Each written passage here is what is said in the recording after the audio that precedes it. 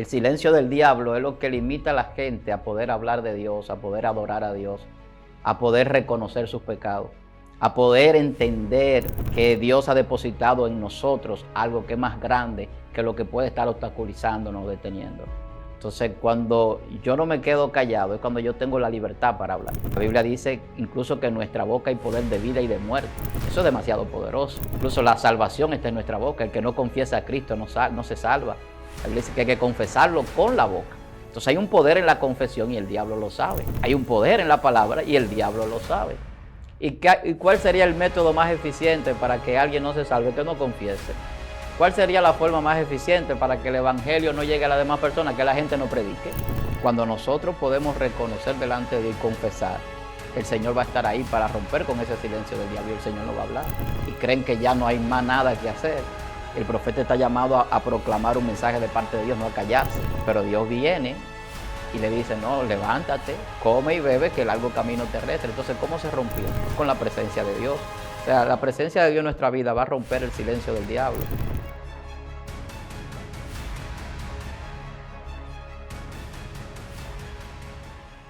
Dios te bendiga, Dios te guarde de una manera sobrenatural en este día. Te saluda y te bendice la pastora Johanny Mejía. En el día de hoy tenemos un contenido que sé que va a edificarte, que va a ayudarte, que va a transicionarte. Y el portador de este contenido, ya ustedes lo conocen, es de la casa, Pastor Almanzar. Dios le bendiga. Amén, amén. Gracias, hermana. Dios bendiga a todas las personas que están con nosotros. Siempre con el propósito de edificar. Estamos contentos de estar aquí, esperando que la gente pueda, pues, llenarse de Dios acá con nosotros. Amén. Pastor, ¿y qué usted nos trae en el día de hoy?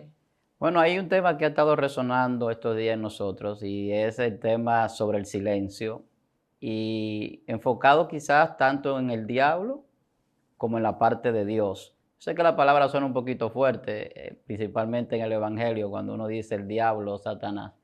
La mayoría de gente dice que el Señor los reprenda. De una vez. Pero realmente el tema viene por algunas cosas que hemos estado leyendo en las Escrituras y ha despertado que tratemos un poco sobre eso. Sobre todo en cuanto al silencio, tanto referente a Dios como al diablo. Pero en el tema de Dios, por ejemplo, la gente siempre está pendiente a eso, porque en la Biblia se muestran periodos largos donde Dios no hablaba, donde habían situaciones donde no había profecía. Y la gente se pregunta, ¿qué pasa cuando Dios está en silencio? La gente se pregunta a veces, ¿por qué Dios no me habla? La gente se pregunta, no veo cumplirse tal o cual cosa. Entonces ahí entra el tema del silencio de Dios. En el caso del diablo es diferente porque la gente siempre espera no hablar con el diablo y que el diablo no le hable. Pero es más fácil identificar al diablo cuando está hablando que cuando está en silencio. Que muchas veces la gente, sin darse cuenta, pues se calcome por dentro y realmente es porque hay un silencio que no es de Dios. Pastor, y referente a lo que es el silencio de Dios, ¿cuál sería el propósito por el cual Dios hace silencio?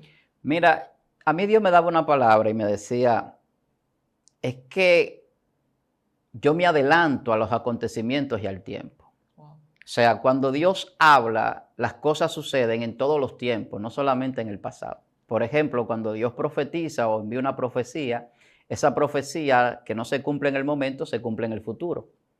Entonces, quizás en este tiempo yo esté esperando que Dios me diga algo que ya Dios dijo. Wow.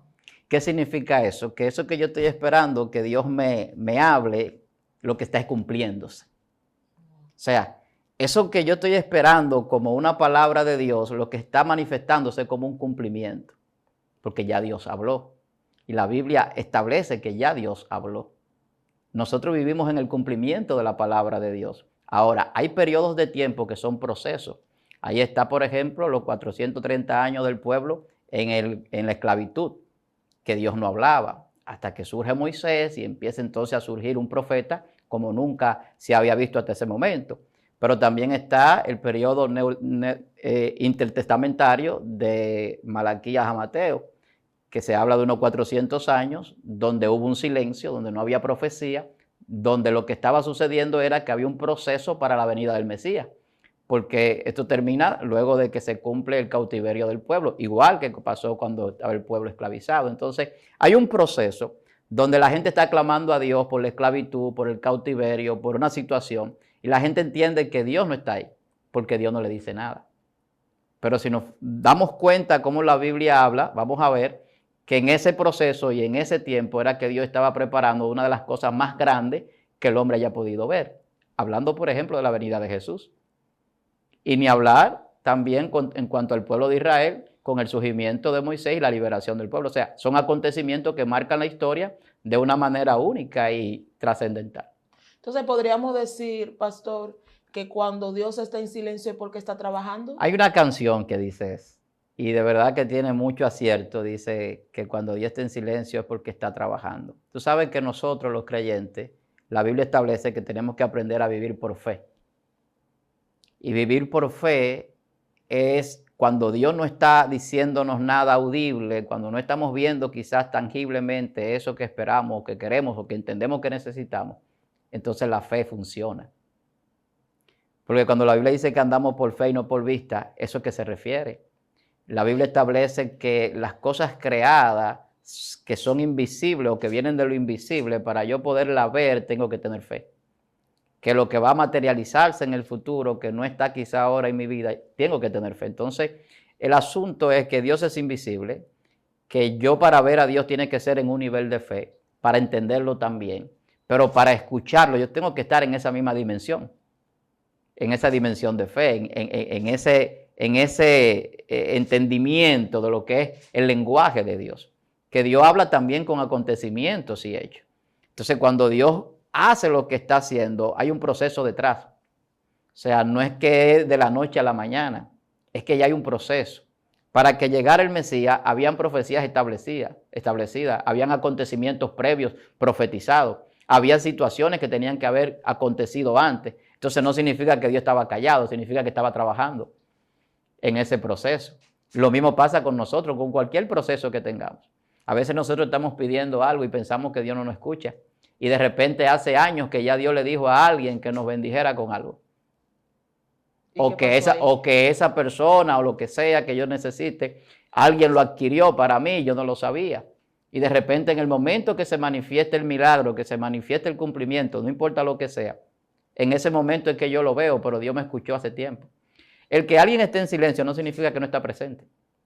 Usted está en silencio ahora mismo y usted está aquí conmigo. Amén. Es lo mismo que pasa con Dios. Entonces, hay algo que realmente me ha llamado la atención, pastor, y es el silencio de Satanás. O sea, Satanás hace silencio. ¿Por qué hace silencio? ¿Y qué beneficio tiene en el momento del silencio de Satanás? El asunto de Satanás es diferente. Por ejemplo, el salmista David en el Salmo 32 dice que mientras hizo silencio, enfermaron sus huesos. ¿Qué significa eso?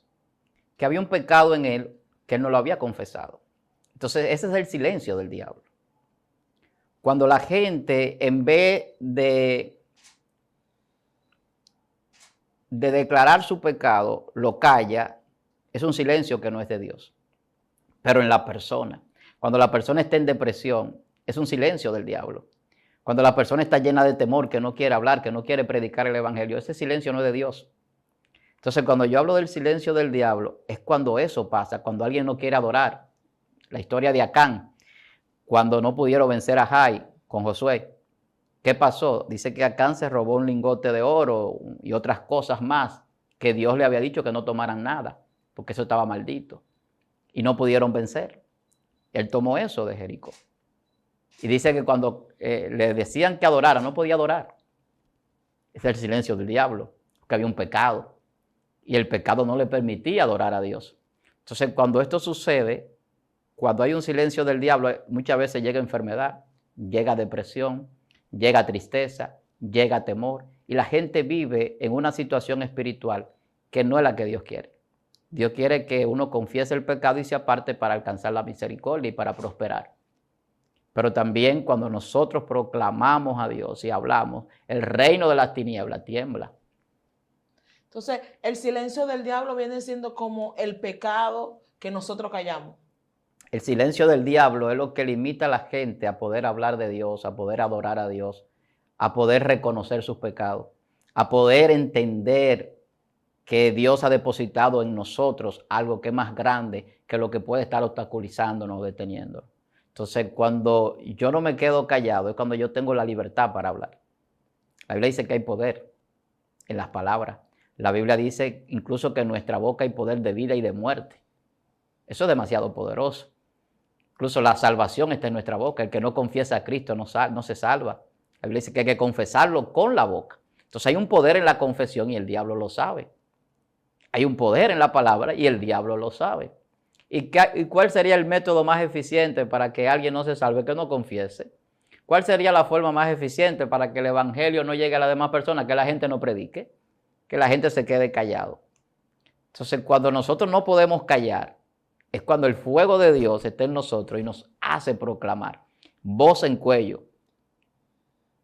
Entonces, podríamos decir que el silencio del diablo yo lo puedo romper. Claro. ¿Cómo lo hago? Claro que se puede romper el silencio del diablo. Por ejemplo, yo hablaba del caso de David, que mientras callaba se envejecieron sus huesos. Pero ¿qué pasó cuando entonces declaró su pecado? La misericordia de Dios está ahí. Cuando nosotros podemos reconocer delante de Dios y confesar, el Señor va a estar ahí para romper con ese silencio del diablo y el Señor no va a hablar. El Señor va a estar con nosotros. Ha pasado con profetas que han estado corriendo por el asedio y creen que ya no hay más nada que hacer. El profeta está llamado a proclamar un mensaje de parte de Dios, no a callarse. Pero Dios viene y le dice, no, levántate, come y bebe, que el largo camino terrestre. Entonces, ¿cómo se rompió? Con la presencia de Dios. O sea, la presencia de Dios en nuestra vida va a romper el silencio del diablo. Porque nosotros, de alguna manera, cuando la presencia de Dios se manifiesta, entendemos cosas que quizá en algún momento estaban ahí, pero nosotros no la veíamos. Porque el diablo lo que hace es que el entendimiento de la gente lo entenebrece. No le permite que la luz le ilumine. Y eso es lo que la Biblia establece. Entonces, la mayoría de gente que ha podido salir de la ceguera espiritual, porque es una ceguera, que ha podido escuchar a Dios. Fíjate que la Biblia dice, Jesús hablando, viendo no ven y oyendo no entienden. Hay personas que no escuchan. Yo te hablaba de que en una ocasión escaseaba la palabra de Dios. Samuel, en el libro de Samuel, el primer libro de Samuel, creo, me acuerdo el capítulo, dice que escaseaba la palabra. Y de ahí es que Dios empieza a hablarle a Samuel, porque ya Elí no recibía palabra. Había un silencio en el... Había un silencio con el sacerdote. ¿Por qué? Por el pecado de sus hijos. ¿Cómo se rompió el silencio del diablo? Porque llegó un hombre que estaba listo para recibir la palabra, que había sido ofrecido del vientre de su madre. O sea, había una consagración. Y así se rompe el silencio del diablo. Y todavía Dios le habla y él no lo entendía. No sabía que era Dios que le estaba hablando. Usted tocó un punto muy importante, pastor, y me gustaría que usted no amplificara un poco más sobre esto. Y era cuando usted habló de Elí. O sea, Elí, por el silencio, o sea, el silencio del diablo en Elí fue provocado por sus hijos. Por el pecado. En parte. En parte. En parte, porque Elí, por lo que la Biblia dice, parece que ya estaba en un proceso de holgazanería, de vagancia. Estaba como en un proceso de ocio. Porque dice la Biblia que era obeso. Estaba bien gordo. Cuando se cayó, que se desnucó, era porque él no podía ni siquiera sostener su cuerpo. Entonces, él estaba como muy tranquilo, relajado, mientras los hijos estaban ejerciendo el lugar de él, porque lo podían, era por herencia. Pero no lo estaban haciendo correctamente y él no lo corregía. Él prefería estar tranquilo, que los hijos administraran de la manera que quisieran allá, y él estaba tranquilo como sumo sacerdote. Entonces, pastor, mi pregunta es la siguiente. ¿El silencio del diablo en mí puede ser manifestado por algo que haga mis hijos, mi descendencia? Puede suceder porque hay situaciones que te afectan. A uno hay situaciones familiares que lo afectan. Hay personas que han entrado en situaciones de depresión, no por situaciones que pasan con ellos directamente, sino a veces con la pareja o con los hijos, cualquier situación. Entonces ya ahí sí, el diablo de alguna manera utiliza, porque también el diablo utiliza la debilidad. Y si tú tienes algún hijo, algún familiar que es débil en alguna área, y él lo puede trabajar por ahí y hacerlo fracasar, ese fracaso, esa situación difícil va a llegar a ti. Por ejemplo, un hijo que delinque. Es un sufrimiento para los padres y la madre lo sufre muchísimo, dependiendo de la situación. Entonces, no fue la mamá que delinquió. Pero si llega aflicción y depresión y la persona empieza, siendo creyente, a dudar de Dios por la situación que le está pasando, porque oraba por sus hijos, pero el hijo está preso. Porque hay gente a veces que no entiende los procesos y cosas que Dios hace o que permite que sucedan. Entonces, Satanás puede hacerlo de esa manera, de muchísimas formas, pero él puede hacerlo a través del sistema, porque la Biblia dice que él es el príncipe de este siglo, que Satanás de alguna manera gobierna en gran parte de la humanidad. Y eso está muy claro en la Biblia y nosotros lo podemos ver y palpar a diario. Cómo Satanás incluso puede entrar incluso hasta las congregaciones. Satanás puede usar incluso a líderes en iglesia para afligir a hermanos. Y eso ha pasado. La gente dice, no, si alguien se descarría no tiene que ver con lo que el otro haga, pero hay gente que hacen cosas que son del diablo. Usted se ríe, Sierva, pero es así. Y dependiendo de la debilidad espiritual que tenga la persona, se puede afectar por las decisiones del liderazgo, por ejemplo. Y es un ejemplo, pero que lo podemos ver y que sucede. Entonces, ¿quién operó? Porque la Biblia dice que hay ministros del diablo que se visten como ángel de luz. O sea, no solamente en la familia, estoy hablando ya un poquito más profundo, hablando de congregaciones incluso. Entonces, el silencio del diablo puede entrar en querer callar la boca de hombres de Dios en algún lugar también y utilizar medios que parezcan legítimos y hacerlo de esa manera, a través de un líder, a través de los padres, a través de un familiar. Todo eso puede suceder. Pastor, pero lo que usted nos está comentando ahora es algo muy peligroso, entonces, porque sería mucho más allá de lo que yo puedo controlar o de lo que yo puedo hacer, porque dependería de una tercera persona. Entonces, en ese caso, ¿qué yo podría hacer? Lo que pasa es que lo que nosotros podemos controlar es lo que Dios nos permite. Hay un punto que siempre va a ser el punto decisivo, vamos a decir así, en cualquier decisión, en cualquier situación, que es la soberanía de Dios. Hay cosas que Dios la permite. Cosas que Dios la permite. Y podemos ver casos y ejemplos en la Biblia de personas que tuvieron un sinnúmero de situaciones, hombres o mujeres que desde el punto de vista de nosotros eran personas que le servían a Dios y tenían situaciones adversas.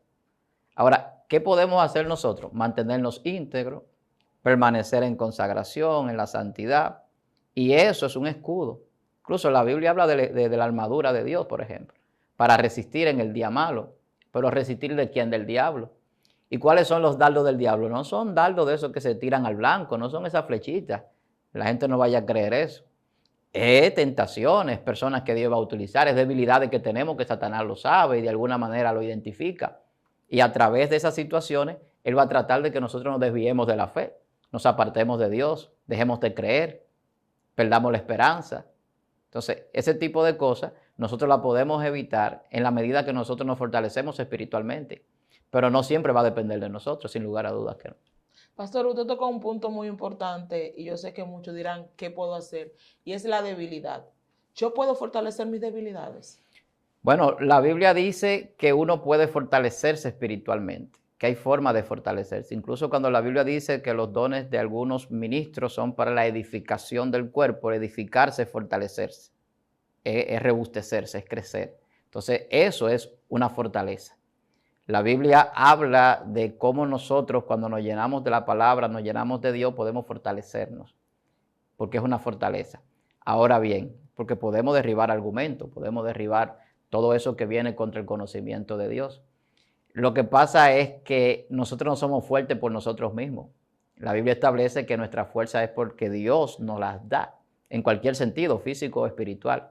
Entonces, cuando el apóstol Pablo, por ejemplo, atravesaba una situación y quería que el Señor la quitara, el Señor le dice, bástate mi gracia, porque mi poder se perfecciona en tu debilidad.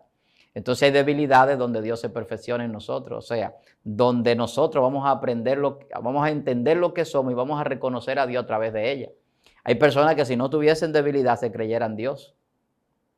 Y ese podría haber sido quizás el caso del apóstol Pablo, quizás si no hubiese tenido alguna debilidad, algún proceso, con todos los dones y las capacidades y el poder que Dios había establecido en él, podía llegar a un punto donde incluso podía hacer lo que él no quería, que era vanagloriarse, y él lo mencionaba en varias ocasiones, que él podía quizás vanagloriarse de algunas cosas, pero él se vanagloriaba de sus pruebas, se vanagloriaba de sus dificultades, de los problemas que tenía, porque él sabía que de lo otro no podía.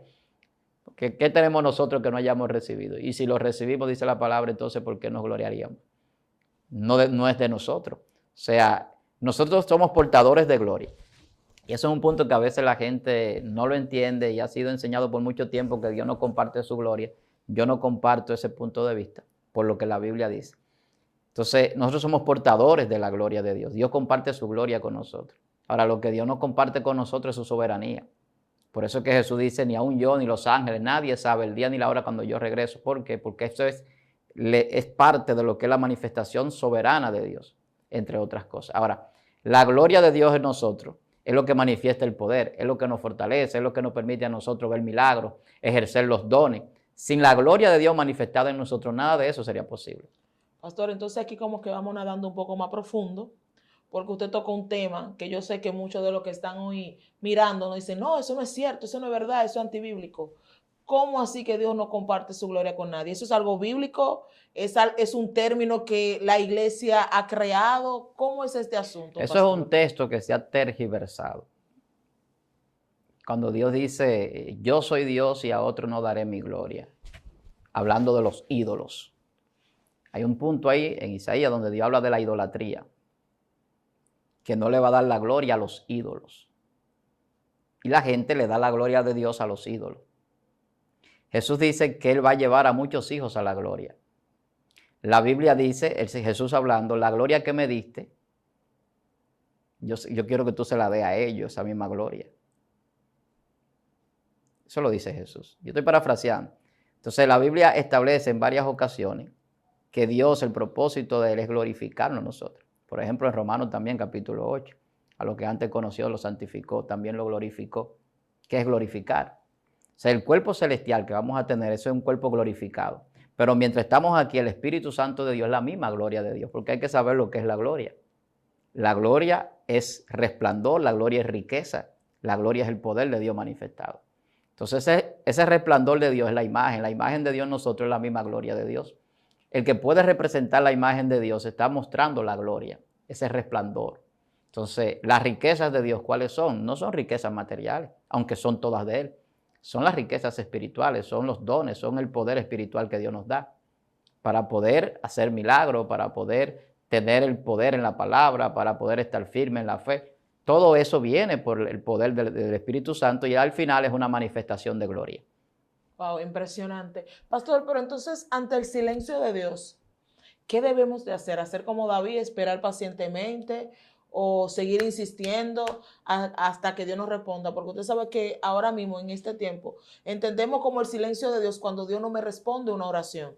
Cuando clamo por algo y no veo respuesta alguna, es lo que el ser humano o el cristiano entiende que ese es el silencio porque Dios no dice nada. Lo que pasa es que a la gente también se le ha enseñado que la oración es hablar con Dios. Y no solamente es hablar con Dios, por ejemplo. La oración es intimidad con Dios. Es relación con Dios, no es lo mismo. Que Dios conoce todo lo mío. Amén, La Biblia dice que Dios conoce lo que yo voy a decir antes de que esté en mi pensamiento. Es. Y decir lo contrario sería decir que Dios no es omnisciente o omnisapiente. O sea, Dios sabe todo. Ahora, ¿por qué Dios quiere que lo hablemos? Por lo que decíamos, el poder que hay en confesar, en hablar. Porque hay una actitud, hay una intención. Y la intención es más poderosa que la acción. Por eso la Biblia dice que se puede pecar con el pensamiento, porque ya hay una intención. Con odiar a mi hermano ya yo lo maté para Dios. ¿Por qué? Si no todavía no lo he materializado. Entonces el pensamiento, que es la misma palabra, pero no materializada, no expresada, también tiene un poder en nosotros. Entonces yo puedo orar a Dios con el pensamiento y Dios me escucha. Esa voz interna que nosotros todos sabemos que tenemos y que no sabemos cómo funciona a veces. Pero nosotros hablamos en la mente, por ejemplo. Entonces, el asunto cuando digo de que la gente cree que hablar con Dios, que orar solamente es hablar con Dios, es porque cuando la gente cree que Dios no lo escucha, es porque cree que va a tener una conversación con una persona. Yo estoy hablando con usted y yo espero que si yo le pregunto algo, usted me lo responda. Así es. Y si no me lo responde, por lo menos me diga que no sabe. Ejemplo. Así es. Pero estamos conversando. Pero como la oración no solamente es hablar con Dios, es una intimidad, es una relación. Yo puedo estar en la presencia de Dios y Él no tiene que decirme nada, porque estar callado no significa que no está. Vuelvo y repito que alguien puede estar callado delante de usted, al lado suyo, y no significa que no está presente. O sea, es que la forma de Dios hablar no es como el hombre lo espera ni como el hombre quiere. La Biblia dice que Dios ha hablado al hombre de muchas maneras y que ahora habla a través de Jesucristo. y la gente no entiende lo que le están diciendo. Porque Dios al principio hablaba con el hombre cara a cara, según lo que la Biblia establece. Pero el hombre estaba glorificado todavía, sin el pecado. Sí. Tenía una capacidad de poder estar en la presencia plena de Dios y vivir. Después del pecado no, el pecado no resiste a Dios.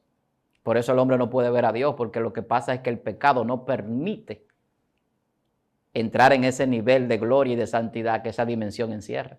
La gente no entiende eso. Entonces, cuando nosotros hablamos de orar y de que eso se materialice, vuelvo y repito que Dios habla con hechos. ¿Cómo yo sé que Dios escuchó mi oración? Hay gente que le ponen a los negocios oración contestada. Sí. ¿Por qué? Porque estaban orando por un negocito y de repente el Señor le proveyó y ellos saben que fue Dios porque no tenían la posibilidad de hacerlo. Ahora, lo que yo aseguro es que cuando Dios habla no deja lugar a duda, no importa cómo lo haga. Porque hay momentos donde nosotros sabemos que no podemos de ninguna manera humana resolver una situación, pero estamos orando por eso y de repente eso tiene solución de alguna manera y Dios me está diciendo yo estoy aquí. Pero Dios en la oración nunca me dijo yo voy a hacer eso en tal fecha, voy a decirle a fulano que haga esto por ti o que suceda tal cosa. Entonces no es que Dios tiene un silencio en la oración, es que a veces nosotros no entendemos lo que es la oración ni lo que es la relación con Dios. No es una relación humana.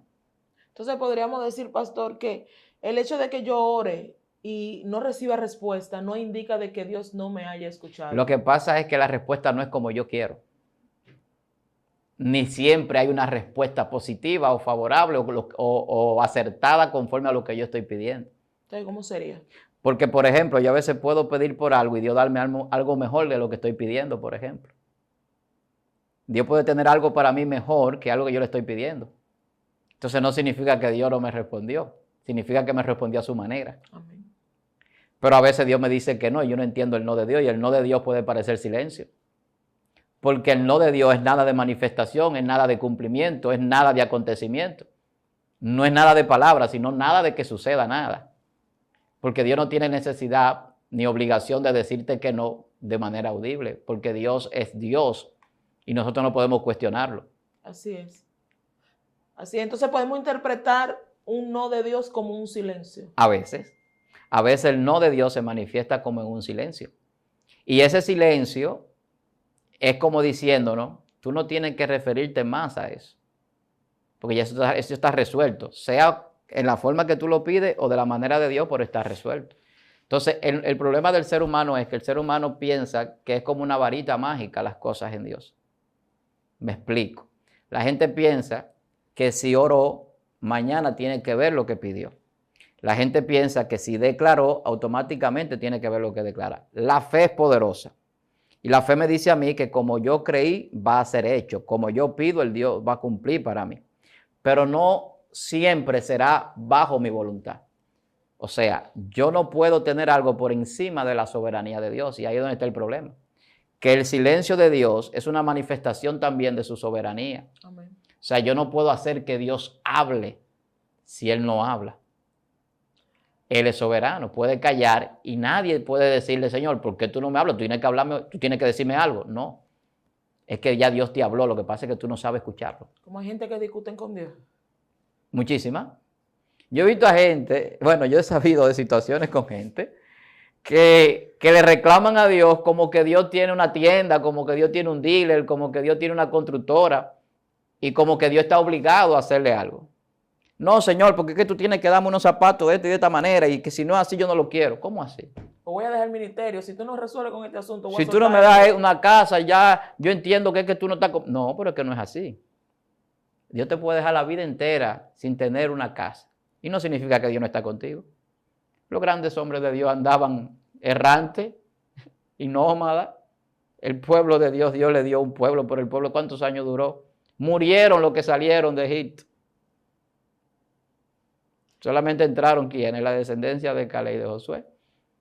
Entonces, no necesariamente, ni siquiera la promesa de Dios a veces tiene que ser para ti, a veces la promesa de Dios es para tu descendencia. Entonces hay gente que entiende que Dios tiene que resolverle. Y no funciona así. Dios resuelve, pero no a tu manera, que es lo que yo siempre quiero aclarar. O sea, cuando yo entiendo el silencio de Dios, y yo entiendo cómo Dios habla, pero también entiendo cómo Dios actúa, pero entiendo la soberanía de Dios, entonces voy a entender que es preferible el silencio de Dios que el silencio del diablo. Pastor, muy real y de verdad que estoy de acuerdo con usted, pero entonces tengo una inquietud y es la siguiente dentro del silencio de Dios, que pasa muy a menudo, mayormente dentro de las iglesias. Alguien está enfermo, se le diagnostica cáncer, que ahora mismo es una de las enfermedades más agresivas que hay, ¿verdad? Y la que tiene mayor mortandad. Y esa persona está orándole a Dios para que le sane, pero Dios no le ha dicho nada. Y cuando se le pregunta, ¿tú crees que Dios puede sanarte?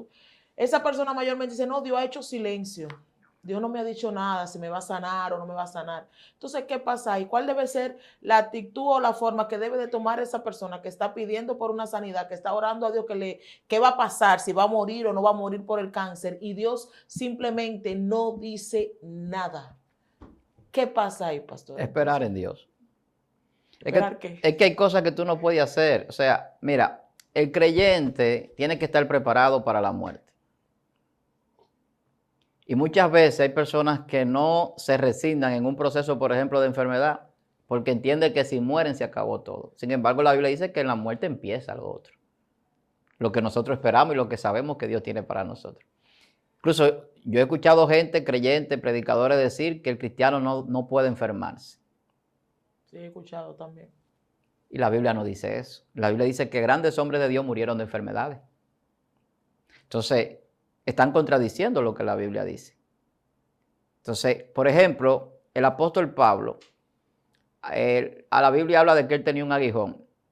Muchos eruditos estudiosos dicen que era una enfermedad. Esa es la conclusión a la que la mayoría de los estudiosos han llegado.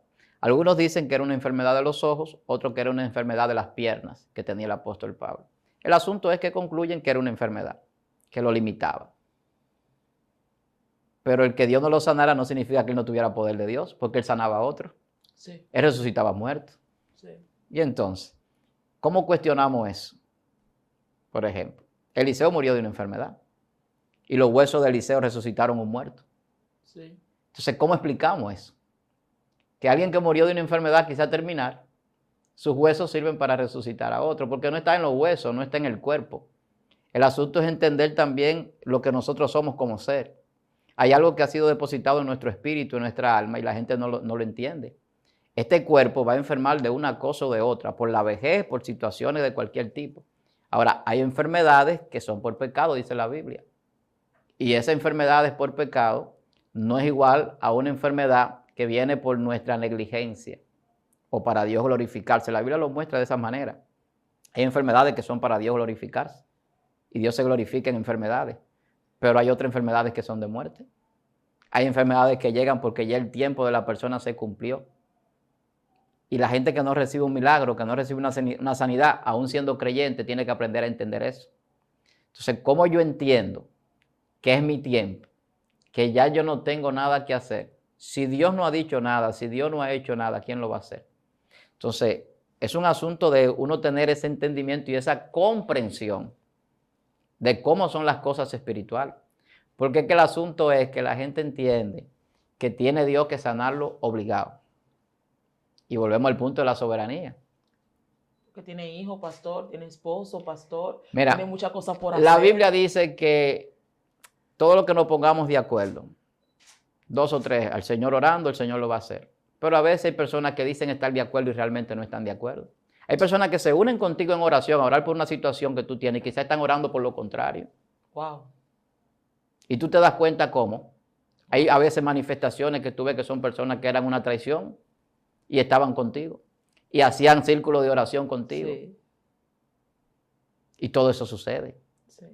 Entonces, el asunto es que hay situaciones diferentes, pero al final de cuentas son posibilidades dentro de las tantas que pueden haber para que se dé una cosa u otra en una situación de cualquier ser. Por ejemplo, el rey Ezequiel.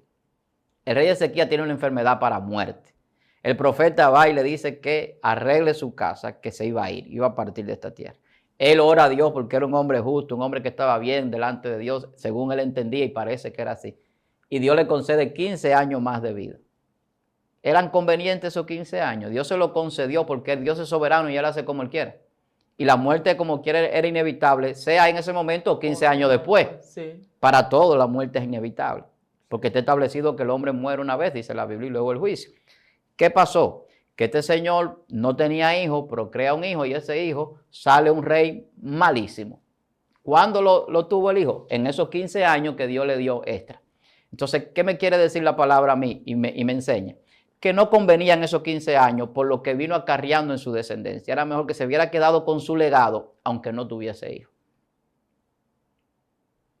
Dios le da una palabra a Abraham de una promesa y él se llega a Agar la esclava y tienen un hijo. La desgracia de ese hijo la gente todavía no la identifica y están ahí la descendencia de los árabes, de Ismael, y lo que ha sido, lo que ha significado ese linaje durante toda la historia. Hoy en día todos los árabes son enemigos de Israel. De Israel, sí. Y contraatacan mucho a Israel y siempre. Entonces hay que entender lo que Dios dice, cómo Dios lo dice y esperar que Dios haga lo que Él dice. Sí. No nosotros establecer las cosas como si fuésemos soberanos. Entonces ahí es donde está el asunto. Entonces el silencio entra en la soberanía en cuanto a Dios se refiere. En cuanto al diablo, entra en el problema que el hombre tiene de no vivir delante de Dios como es correcto. Entonces eso se convierte en un silencio, pero en un silencio negativo. Pastor, ya en esta parte final, si usted haría un resumen sobre lo que es el silencio del diablo versus el silencio de Dios, ¿qué usted nos diría? Bueno, al diablo no hay que escucharlo, pero tampoco nosotros podemos callarnos. No podemos callarnos porque a veces pensamos que estamos bien con Dios, pero no estamos haciendo lo que Dios nos dice. A veces creemos que somos muy religiosos, pero esa religión no llega a otras personas. Para eso hay que hablar, hay que predicar, hay que enseñar y eso es lo que la Biblia nos manda. Si tenemos cualquier situación, podemos presentársela a Dios. No podemos quedarnos en depresión, quedarnos en temor, quedarnos callados, porque ahí el diablo entra.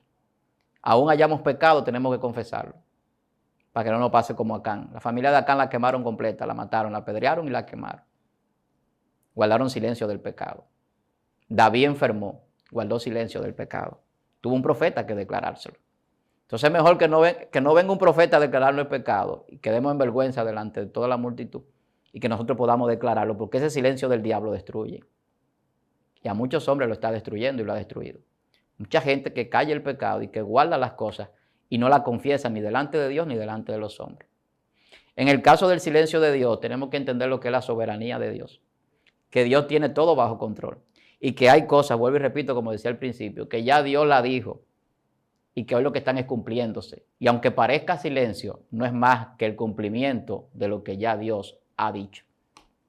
Wow, impactante el tema de hoy. Yo sé que este tema de verdad que te ha traído revelación, entendimiento y que vas a comenzar a confesar para que el silencio del diablo no se establezca en tu vida y vas a saber esperar el cumplimiento de Dios en tu vida. Pastor, si nosotros queremos seguirle, ¿por dónde le podemos seguir? Víctor Armani en Instagram, Pastor Víctor Almanzar en Facebook y en YouTube. Ahí me encuentran, siempre estamos a la orden. Gracias, Pastor. Cada vez que me toca estar con usted, realmente para mí es un honor porque aprendo. Todo lo que usted trae es sustancioso. De verdad que nos ayuda a entender mucho más de lo que está escrito en la Biblia, que está ahí, que muchas veces necesitamos personas como usted que nos lo aclare para poder entenderlo. Pastor, si usted quiere saludar a la audiencia antes de terminar. Lo principal siempre es ir a la Biblia. A Dios la gloria, vamos a la Biblia. Cualquier cosa que usted escuche aquí en Excelencia Cristiana, o por lo menos de mi boca, que es la responsabilidad que yo cargo, vaya a la Biblia. Y usted se va a dar cuenta de lo que la Biblia dice. No importa. Sí. Y en los comentarios también. Ahí están los comentarios, la gente puede comentar. Nosotros siempre vemos los comentarios, respondemos cuando tenemos la posibilidad. Yo siempre resalto eso en los videos. Porque a veces hay temas que yo sé que la gente lo tiene arraigado y uno a veces lo toca. Y la gente dice, no es así, a mí me enseñaron de esta manera. Vaya a la Biblia. Y después que usted vaya a la Biblia, el Señor le va a revelar. Entonces, es lo que le puedo decir, esperando que Dios bendiga la vida de cada persona, porque lo que hacemos aquí es para edificar siempre, para que usted sea edificado. Amén. Muchas gracias, Pastor. A ti, recuerda compartir, recuerda comentar, recuerda que a través de tus comentarios podemos escucharte. Y así como dice el pastor, a través de tus comentarios Él puede responderte. Así que Dios te bendiga, Dios te guarde de una manera sobrenatural. Te saluda y te bendice la pastora Mejía y el pastor. Su hermano Pastor Víctor Almanzar. Hasta una próxima. Shalom, shalom.